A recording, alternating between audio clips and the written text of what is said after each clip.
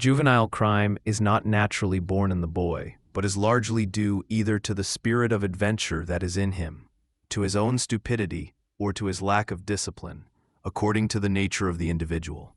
Robert Baden-Powell. We've got to make sure that the young, violent, serious juvenile offender is punished, that it's fair punishment, that it's punishment that fits the crime and that is understood and that is anticipated and expected. Janet Reno. The juvenile delinquent does not feel his disturbed personality. The intelligent man does not feel his intelligence or the introvert his introversion. B.F. Skinner. I have to say I'm all for public flogging. One type of criminal that a public humiliation might work particularly well with are the juvenile delinquents, a lot of whom consider it a badge of honor to be sent to juvenile detention. And it might not be such a cool thing in the hood to be flogged publicly. Ann Coulter. Mailbox, by Thomas M Malafarina, copyrights 2024-2025, Thomas M Malafarina. Chapter 1. Come on, man, this'll be freaking awesome, Buck said as he took another swig from his beer bottle. I don't know, Buck. I heard them Jenkins folks ain't right in the head, Jeb said. Then he took a cautious sip from his own beer and grimaced at the taste. Buck asked, Why you making that sour puss for, Jeb? Don't you like the brewskis? After I went to all the trouble to steal 'em from old Ma Jones' general store, and there you go making snooty faces. I don't know, Buck. They just taste skunky to me. Buck was stunned. Skunky? What the hell do you know about skunky beer? It ain't like you're no big-time connoisseur of such things, Jeb said. Maybe not, maybe so, mister. I must have finally opened a dictionary. Connoisseur? Really? Alls I know is that beer tastes more like groundhog piss than anything else. Well, I suppose I have to take your word for that. 'Cause I don't want to know how you know what groundhog piss tastes like. Anyway, back to my idea. Buck said, I don't know, Buckster. Them Jenkins folks are all nuts in the head from what I've been hearing. I think we should steer clear of them. I think we only got lucky last time. Jeb argued. Buck said, I know you're right, bro, but I'm telling you, that new mailbox they put up is an incredible sight. In fact, it's two mailboxes side by side. I can't believe they put up such beauties. I mean, the rest of their property is a rundown piece of crap, barely able to stand. It's like those two mailboxes were put up just for us, and are waiting for two able-bodied ne'er-do-wells, like you and me, to take them both down. Did you just call us ne'er-do-wells? Are you going all Middle Ages on me now, Sir Bucks-a-lot? Why not call us rouge, varlets, vagabonds, or scallywags? Fine, scallywags it is. But listen, bro, we have got to do this, and I have the right tool for the job. Buck set down his beer and picked up his new baseball bat. It was an amazingly sturdy metal bat, an Easton Height Flyer he had bought at the local sporting goods store for $350 he had acquired from his sideline business of selling special in-demand illegal substances to his eager classmates. You gotta be kidding me, Buck. You mean you're going to use that brand new, way too expensive bat on the Jenkins? New mailboxes? I'd ask if you were nuts, but I'm afraid that ship has already sailed. It's not a big deal, Jebmeister. It's supposed to be super strong, but if it breaks, it breaks. No sweatski. I'll just peddle some more magic pills to my regulars at school and make up the loss. Like I said, no biggie. Yeah? Well, what if those Jenkins mutants catch us? Who knows what they would do to us? I heard stories about really freaky stuff going on out there. They never caught us last time we took out their crappy old mailbox, did they? Jeb relented. Well, no, they didn't. So they won't catch us this time either. But don't it seem a bit strange that a week after we smashed their crap mailbox, they put up a brand new one, and not just one but two? Buck said, Well, no one ever accused any of the Jenkins of being Alfred Einsteins. It's Albert, Jeb corrected. What? It's Albert, not Alfred, and it's Einstein, not Einstein. Whatever. Who gives a flying Wallenda? So here's the plan. We'll speed by like last time. With you, my trusty man-at-arms by my side. I suppose I should say man-at-wheels since you'll be driving. Then I'll smash the mailboxes to kingdom come. Jeb hesitated momentarily, then after taking another sip of his beer, shaking his head in disgust, and again making his patented miserable face, said, Well, I haven't driven your Camaro since that last time we did a mailbox run, and I have to admit that part of the plan would be pretty cool. You bet. Cool like a moose and twice as hairy. What the hell does that mean, Buck? Nothin'. Just something I felt like saying. And before you ask, no, I haven't been sampling my own wares, at least not today. Chapter 2. The two boys sped out of town in the dark of night, heading for the rural two-lane that would take them past the Jenkins farm and their awaiting prize. Jeb was at the wheel, and Buck was in the shotgun seat, his bat resting between his legs. "This'll be incredible," Buck said as he adjusted the GoPro camera he had fastened atop his head with a strap mount device he bought online for $10 or so. Jeb asked, "Wouldn't it have been better to mount that thing to a helmet or hat or something? Maybe, if I wasn't going to be hanging out a speeding car window, trying to hit a postal grand slam. Besides, I didn't want to be saddled with the extra weight of a helmet and a camera. This'll be much better." "If you say so, Buck, but what I don't get is why you want to video this in the first place. If the Jenkins freaks call the cops, and they find video records of this, it'll land us both in juvie. Not to worry, my paranoid little partner in crime. This video is going into storage in a place where 50 will never find it.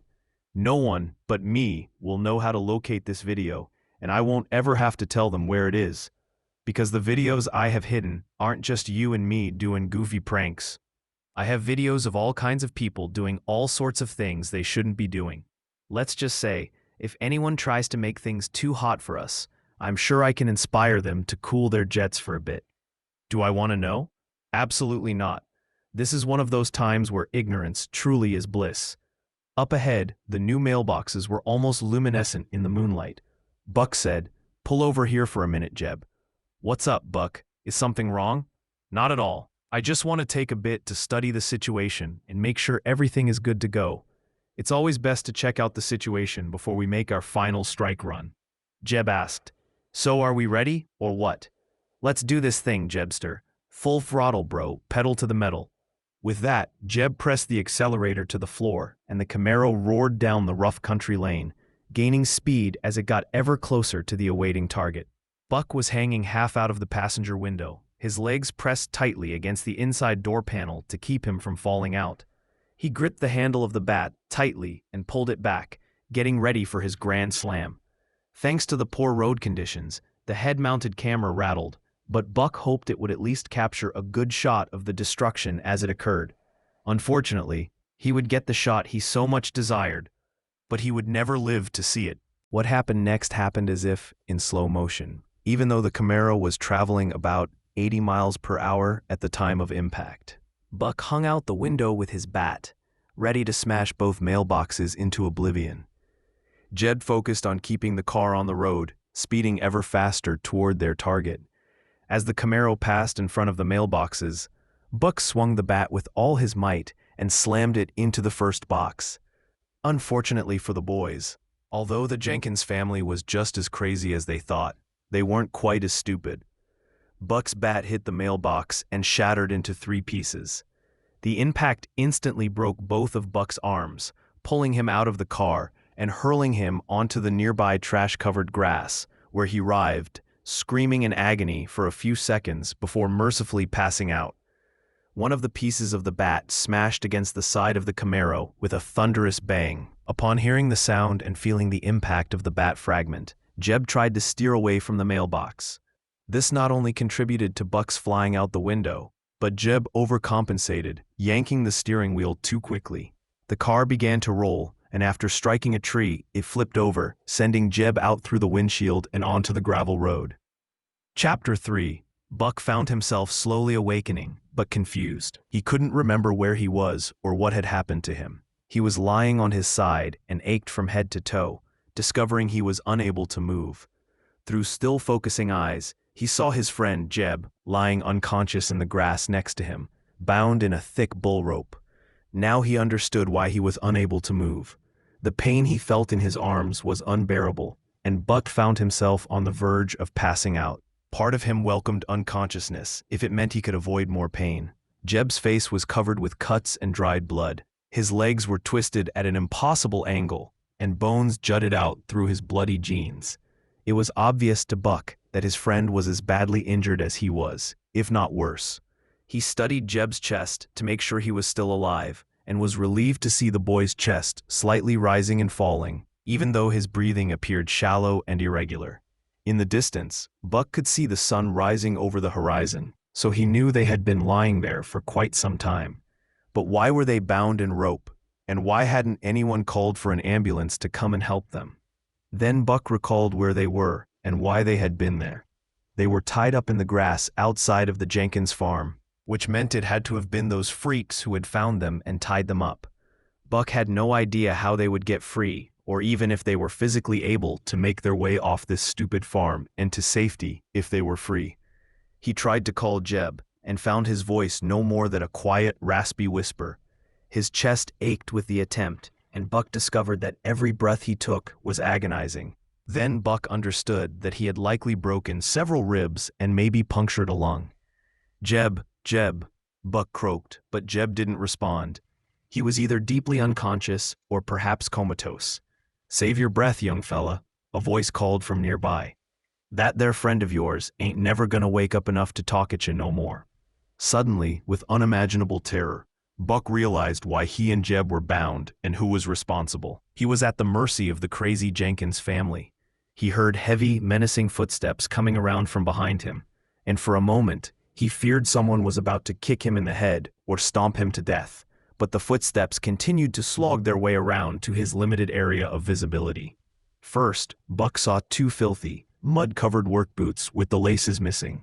Then, based on the stench emanating from the material clinging to the boots, he unfortunately realized it wasn't mud after all. The feet inside the boots were bare, and the visible portion of the ankles he could see were hairy and caked with filth. The legs were clad in equally dirty and worn denim-bibbed overalls. The flabby, hulking creature beneath the overalls appeared not to wear a shirt, but based on the dirt and massive amounts of hair, it was difficult to determine whether that was true. Buck was uncertain if this thing was a man, as its head was strangely small and hairless. He had remembered hearing the term hydrocephalic in high school biology, and was pretty sure that was what this monster was. Buck was also certain by the dull lack of intelligence in the man's eyes that he wasn't the one who had spoken. Then he heard the original voice come from behind him once again. "Bo, pick up that one that's on the ground, and take him over there," the voice said. Buck had no idea where over there was, but was fairly certain that finding that answer would not be good. The brain-deficient Bo bent down and picked up Jeb's broken body as if it were weightless and carried it out of sight. Then Buck heard another set of footsteps coming around by his feet and saw a short, rail-thin old man approaching. The man wore similar filth-coated boots and overalls, but unlike the dull-eyed Bo, this whiskered, wizened old-timer, bald with only a fringe of white hair, had a look of cunning that was the exact opposite of the mutant giant. He gave Buck a strange grin, revealing a cavernous mouth of missing and rotted tombstone teeth. "Well now, young fella, I suppose y'all thought you were pretty clever trying to smash up my new mailbox, didn't you? Yeah, I knowed it was you and that other fella what broke my old box. I figured you wouldn't be able to resist taking in a shot at this here new one neither. That's why I filled the first one with cement. It's what you might call one of them there decoys, and I'll be damned if it didn't work like a champ." Cement, Buck thought, then realized this old geezer was talking about cement. The freak had filled the mailbox with cement, creating a potentially deadly trap for anyone dumb enough to try to take out the mailbox. With sad resignation, Buck realized he and Jeb had fallen headlong into their trap. He had no idea what would happen to them next, but he sensed it wouldn't be good. Buck tried again to speak, whispering, "Help, I need help. I'm hurt bad." The old man agreed, "Yep, you most surely are that. Both you and your buddy over there are hurt something terrible." "I need help. Call an ambulance, please," Buck pleaded. "Well, young fella, I'd like to do that, but I got me two problems. First, it ain't exactly legal what I done there with filling that mailbox with cement, is it? Nope, I don't believe it is, and second, if I call for help, there's gonna be lots of questions asked. Questions I don't think I want to answer if you know what I mean. But what are you going to do with us? We need help." "Yup, you surely do, but I got another plan for you two juvenile delinquents. You ain't gonna like it much, but there ain't nothing I can do about that." Then Buck heard the familiar thudding of the two large dung-covered boots worn by the monster, Bo, approaching, and he knew he was in bigger trouble than he could have ever imagined. The old man said, "Bo, take this fella over there with his friend, and I'll be joining you shortly." Buck dreaded what he knew was coming next as the giant reached down and unceremoniously lifted him off the ground and over his stinking, sweaty, fur-covered shoulders. The pain was so unbearable that before he had a chance to scream, Buck collapsed into unconsciousness. When he eventually awoke in agony again, he was on the feces-covered ground next to Jeb, who was still unconscious. He heard a motor nearby that sounded like it might be a cement mixer. Buck envisioned Old Man Jenkins mixing up a bunch of cement to use on him and Jeb. Maybe he would bury them alive and place a concrete slab over them to hide the graves. Or he might make them wear cement boots and toss them in the nearby river. "What's that noise?" Buck asked hoarsely, unsure if anyone was even around to answer him. "Is that a cement mixer?" "Heck no." The old man's voice said, "I ain't got much use for something like that. At least I didn't till now. I mixed up that cement for the mailbox by hand. What you're hearing is another piece of equipment I use quite a bit round here." Buck lay in immovable terror, uncertain of what might be making the noise. He knew it was some sort of motor. Then he noticed an incredible stench surrounding where he and Jeb lay. It was like the smell of what covered Bo's boots, but about 100 times stronger. Then he recognized it as the stink of livestock, pigs to be exact. I smell pigs." Buck managed to squeak out. "Yep, you most certainly do. My girls, we got us a whole passel of them not more than 10 feet from you, behind that there fence." Buck didn't like where all this was leading, and was suddenly envious of his friend Jeb, who was oblivious to what was happening. The old man said calmly, "You see, young fella, my pigs get real hungry, and I can't always afford to be buying 'em feed. Sometimes I have to make do." "But," Buck tried to say, "now like I said, that there noise you're hearing ain't no cement mixer, no siree. It's my handy-dandy wood chipper. I use that thing all the time around here. Cutting up branches and even grinding up dead animals to feed my girls. You see, pigs ain't all that particular about what they eat." Before Buck could comprehend the severity of his predicament, he heard the old man give Bo the command, "You know what to do, Bo."